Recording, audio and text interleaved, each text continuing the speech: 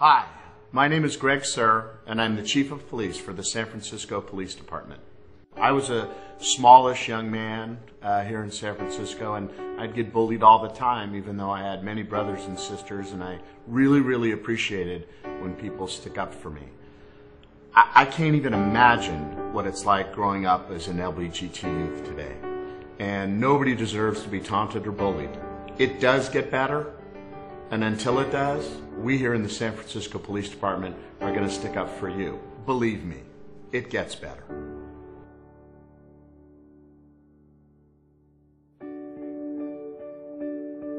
My name is Andrea Weil. My name is Wendy Bear, and I am a sergeant. I am a commander. And I'm a sergeant with the San Francisco Police Department. 911 dispatcher for San Francisco. Officer Mari Noguchi.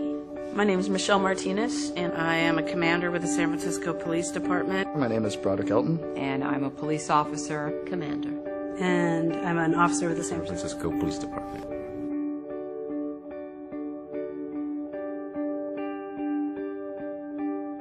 I grew up in New York City. Houston, Texas, outside Manhattan.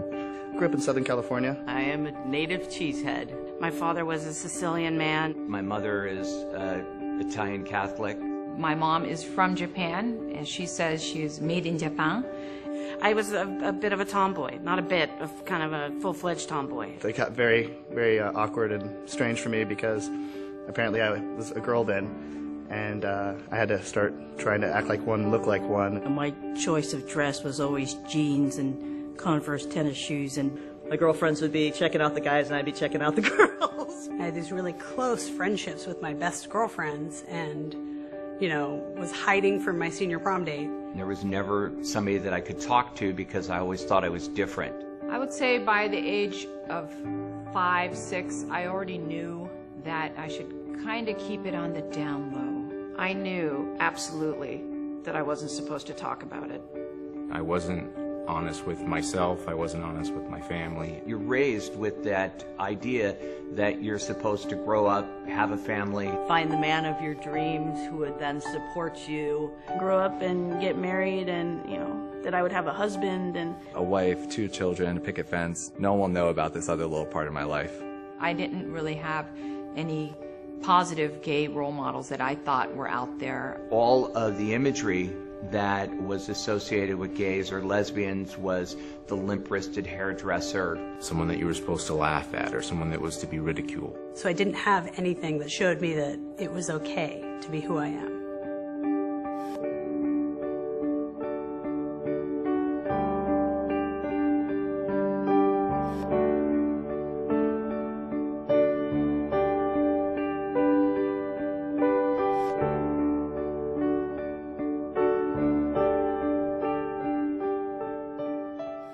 I had times where I didn't want to get up and get out of bed or face the day.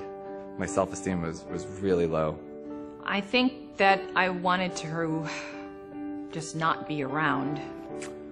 I had thoughts of suicide. I was depressed. Mostly the message was that there's something wrong with me and I should just die. It just didn't feel good to not want what I thought everybody should want. It just made me angry. There was still a part of me that was a little bit ashamed. When the pain got too bad in the pit of my stomach, I realized I needed to tell my parents. Mom, I think I'm gay. And she says, I think I knew that. I think it was harder for me to tell my mom than it was for my mom to hear what I had to say. I was a police officer for about 4 years, thinking that I was the only gay male police officer in the world. I actually believed that I was the only gay male police officer in the world. Some people probably knew or suspected for quite a long time. Others were sort of like, huh? Their jaws dropped. Ta-da! I expected my father to have a very different reaction than he did. He looked up at me and he said, "Are you happy?"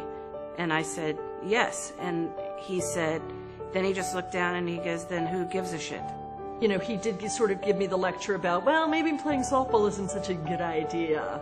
Because softball is the root of all gayness for women.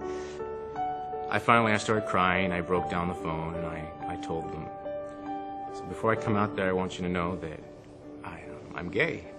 And there was a very long pause, and me crying, and all of a sudden my grandfather, who is by all means what everybody would think is, just being that typical person that wouldn't accept somebody who is gay. He broke the silence and just said, "Stacy, we love you."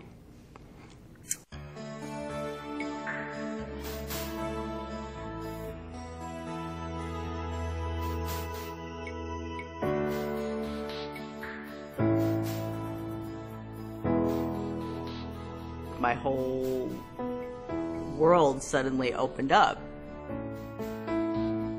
Telling that first person was a big deal. After the first few people, I just started acting like it was, everybody should know this. Ding, I'm gay. This is who I am.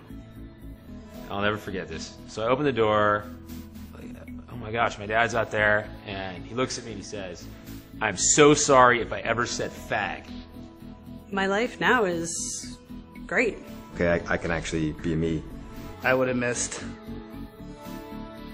the first time being held by someone I love, loving.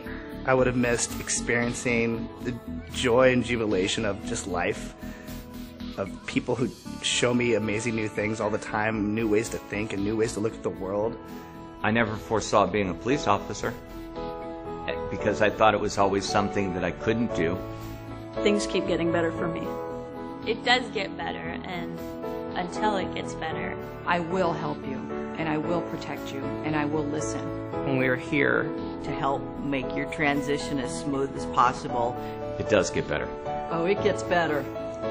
You have so many people that are just like you, that are going through the same struggles you are. Things start getting better as soon as you reach out to other people. But you don't have to tolerate people's non-acceptance of you. You just forge ahead and you do what you love and it gets better. It just does. Nothing in life is worth harming yourself. Nothing. If you give up even trying, then they've won. You can't let them win.